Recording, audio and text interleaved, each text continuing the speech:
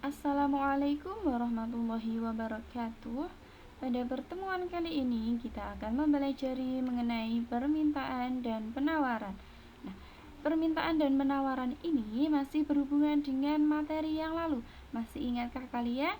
Ya, tentang aktivitas ekonomi, yaitu ada 3. Di antaranya adalah 1. Konsumsi. Di mana ada konsumsi berarti ada permintaan. Kemudian ada produksi. Di mana ada produksi berarti ada yang namanya penawaran. Nah, untuk lebih jelasnya, simak penjelasan selanjutnya.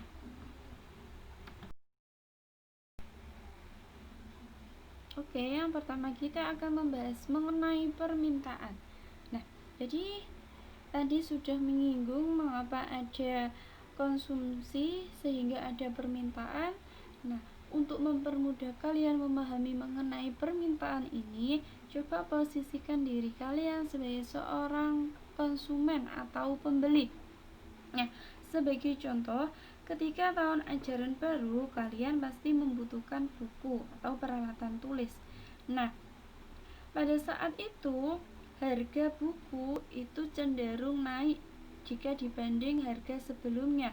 Mengapa? Karena jumlah permintaan atau jumlah pembeli lebih banyak. Nah, meskipun begitu, kalian tetap membelinya karena memang sudah menjadi kebutuhan. Nah, begitupun pada saat harga buku menjadi turun, masyarakat akan tetap membeli atau ingin membelinya karena sudah menjadi kebutuhannya juga. Nah, oleh karena itu, bisa disimpulkan bahwa permintaan adalah jumlah barang ataupun jasa yang ingin dibeli oleh konsumen pada berbagai tingkat harga tertentu. Nah, jadi permintaan ini berasal atau dilakukan oleh penjual atau konsumen. Nah, dalam permintaan ini berlaku hukum yang berbunyi semakin tinggi harga barang ataupun jasa, maka semakin sedikit barang yang diminta oleh konsumen. Nah, sebaliknya, semakin rendah harga barang ataupun jasa, maka semakin banyak barang yang akan diminta oleh konsumen. Nah, sebagai contoh, ketika kalian mengerti bahwa harga satu buah buku itu ternyata lebih tinggi dari harga biasanya, maka akan sedikit konsumen yang akan membelinya. Sedangkan jika kalian tahu kalau ternyata harga buku tersebut lebih rendah dari biasanya, maka kalian jelas akan membeli dalam jumlah yang lebih banyak. Itu artinya dalam hukum permintaan itu berlaku berbanding terbalik antara harga barang dengan barang yang diminta. Oke, selanjutnya adalah faktor yang mempengaruhi permintaan. Jadi jumlah permintaan barang itu berbeda-beda. Mengapa hal itu disebabkan oleh banyak faktor? Yang pertama adalah harga barang. Semakin tinggi harga barang, maka semakin rendah jumlah barang yang diminta oleh konsumen. Dan sebaliknya, semakin rendah harga barang, maka semakin banyak jumlah barang yang diminta oleh konsumen. Kita tahu kan, konsumen seringkali menyukai barang yang lebih murah. Kemudian yang kedua adalah pendapatan masyarakat. Semakin tinggi pendapatan masyarakat di suatu daerah atau negara, maka akan semakin banyak jumlah permintaan terhadap suatu barang. Nah, sebaliknya, semakin rendah pendapatan masyarakat, maka semakin sedikit jumlah barang yang diminta oleh konsumen atau pembeli. Yang ketiga disebabkan oleh selera masyarakat. Nah, apabila seorang tersebut sangat menyukai suatu barang, walaupun harga barang tersebut mahal, maka pembeli akan tidak menghiraukan adanya kenaikan harga barang. ia akan tetap membeli barang tersebut. Nah, apabila selera masyarakat terhadap barang tersebut rendah, maka permintaan barang tersebut juga rendah. Nah, yang keempat, dipengaruhi oleh kualitas barang. Nah, semakin bagus kualitas barang, maka semakin banyak jumlah barang yang diminta oleh konsumen. Sebaliknya, jika semakin buruk atau rendah kualitas barang, maka semakin sedikit barang yang diminta oleh konsumen. Yang kelima, dipengaruhi oleh harga barang lain. Contohnya, permintaan gas akan tinggi kalau masyarakat menggunakan kompor gas. Nah, sebaliknya permintaan gas akan turun kalau masyarakat menggunakan kompor minyak. Nah, permintaan terhadap barang ini akan sangat dipengaruhi oleh harga barang lain. Biasanya hal ini dipengaruhi oleh barang substitusi atau barang pengganti. Yang keenam, dipengaruhi oleh jumlah penduduk. Nah, semakin banyak jumlah penduduk suatu daerah atau negara, maka semakin banyak jumlah barang yang diminta, karena memang kebutuhannya juga sangat banyak. Sebaliknya, semakin rendah atau semakin turun jumlah penduduk suatu daerah atau negara, maka semakin sedikit jumlah barang yang diminta. Yang ketujuh adalah ramalan di masa depan. Nah, masyarakat akan menambah permintaan terhadap barang tertentu kalau diperkirakan harga barang tersebut di masa yang akan datang akan naik. Nah, seperti halnya pas krisis ekonomi atau pas pandemi seperti ini. Nah, orang akan meramal bahwa masker kesehatan itu akan langka karena memang sangat dibutuhkan, sehingga masyarakat akan membeli lebih banyak masker tersebut. Nah, oleh karena itu jumlah permintaan masker pada saat krisis ini akan cenderung lebih naik.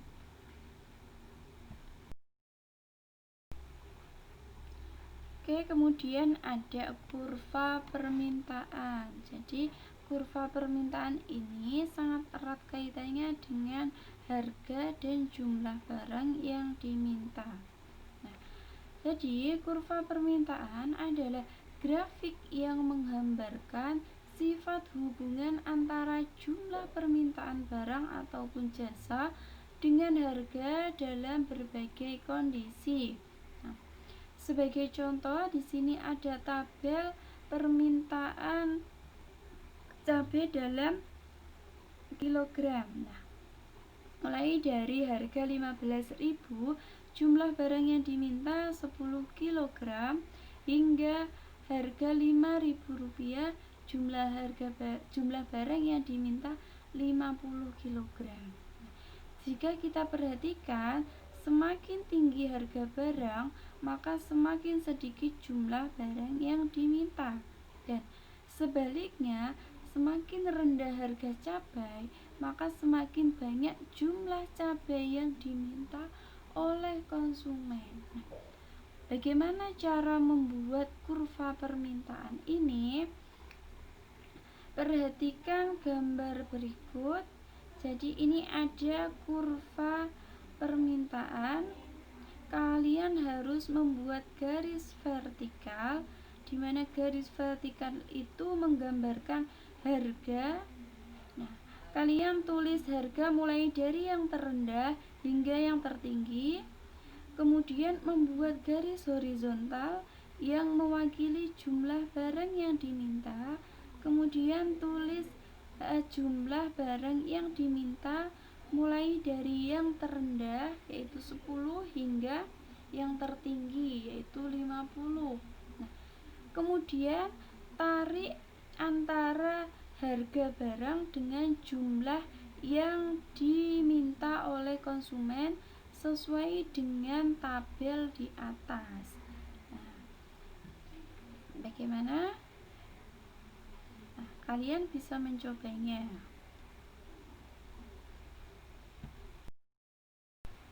Nah, kemudian ada macam-macam permintaan. Jadi permintaan itu ada beberapa jenis. Yang pertama berdasarkan daya beli konsumen. Ada permintaan efektif, yaitu permintaan yang berasal dari konsumen yang memiliki daya beli serta mampu melakukan transaksi pembelian. Nah, artinya permintaan ini memang berasal dari konsumen yang benar-benar mampu membeli suatu barang. Yang kedua ada permintaan potensial. Nah, permintaan ini berasal dari konsumen yang memiliki daya beli namun tidak melakukan transaksi pembelian. Itu artinya permintaan potensial masih berupa keinginan dari konsumen atau masyarakat. Yang kedua adalah permintaan menurut jumlah konsumen. Yang pertama ada permintaan individu, yaitu permintaan yang berasal dari perseorangan atau masing-masing orang. Jadi permintaan individu ini sangat beragam antara satu orang dengan orang lainnya. Yang B ada permintaan pasar, yaitu permintaan yang berasal dari banyak orang atau masyarakat pada umumnya.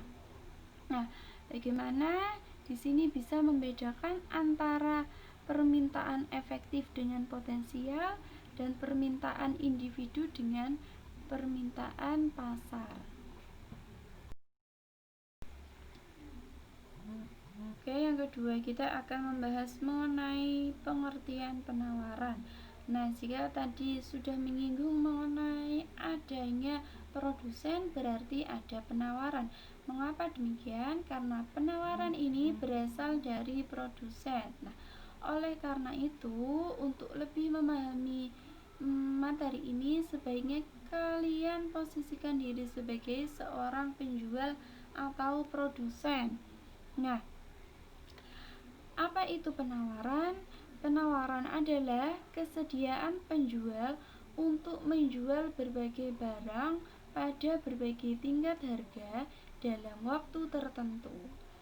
Jelas bahwa penawaran ini berasal dari penjual atau produsen. Nah, dalam penawaran ini berlaku hukum yang berbunyi semakin tinggi harga barang ataupun jasa, maka semakin banyak barang yang ditawarkan. Nah, sebaliknya, semakin rendah harga barang ataupun jasa, maka semakin sedikit barang yang ditawarkan oleh produsen atau penjual. Nah, coba kalian bayangkan ketika kalian menjadi produsen suatu barang, ketika harga barang tersebut tinggi, maka kalian akan menawarkan lebih banyak barang. Nah, dengan asumsi kalian akan memperoleh lebih banyak keuntungan. Nah, sebaliknya jika harga barang tersebut rendah, maka kalian akan menurunkan jumlah barang yang kalian tawarkan. Jadi, hukum penawaran ini berlaku berbanding lurus antara harga barang dengan barang yang ditawarkan.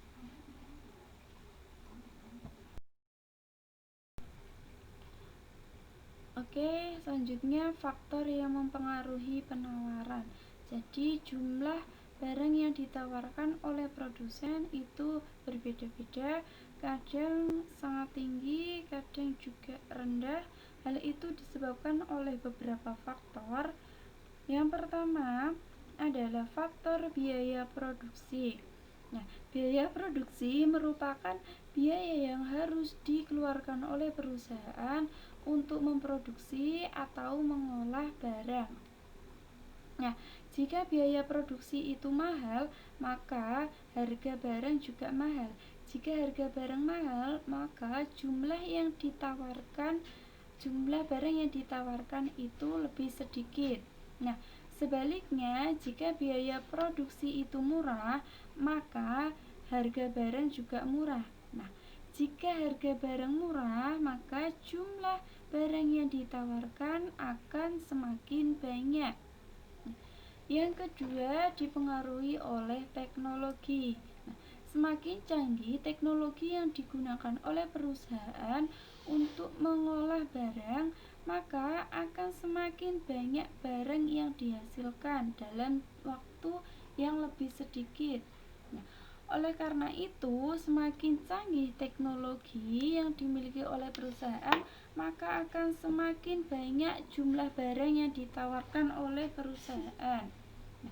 Sebaliknya, jika suatu perusahaan itu masih menggunakan teknologi yang belum canggih, maka barang yang dihasilkan akan lebih sedikit, sehingga barang yang ditawarkan juga lebih sedikit. Yang ketiga, dipengaruhi oleh harapan akan mendapatkan laba atau keuntungan. Nah, kita tahu bahwa setiap produsen atau perusahaan itu menjual atau menawarkan barang supaya memperoleh keuntungan. Nah, ada yang memang berusaha untuk memperoleh keuntungan yang lebih banyak, sehingga karena itulah beberapa produsen menawarkan barang dalam jumlah yang lebih banyak agar memperoleh keuntungan yang lebih banyak pula. Kemudian yang keempat, dipengaruhi oleh bencana alam, entah itu banjir, tanah longsor, tsunami, dan sebagainya. Nah, jika semakin banyak bencana alam, maka akan semakin sedikit jumlah barang yang ditawarkan. Yang kelima adalah larangan impor. Nah, jika tidak ada impor, maka produsen atau perusahaan akan menawarkan lebih banyak barang. Mengapa? Karena tidak ada pesaing dari luar. Nah, ingat bahwa impor merupakan membeli barang dari luar negeri. Nah, oleh karena itulah perusahaan menjual barang dari dalam negeri sendiri dalam jumlah yang lebih banyak. Yang keenam, dipengaruhi oleh kebijakan pemerintah. Nah, kebijakan pemerintah ini biasanya terkait dengan harga barang yang ditetapkan oleh pemerintah atau harga barang baku. Nah, jika harga barang baku ataupun barang-barang jadi itu mahal, maka jumlah barang yang ditawarkan tadi juga semakin turun dan sebaliknya.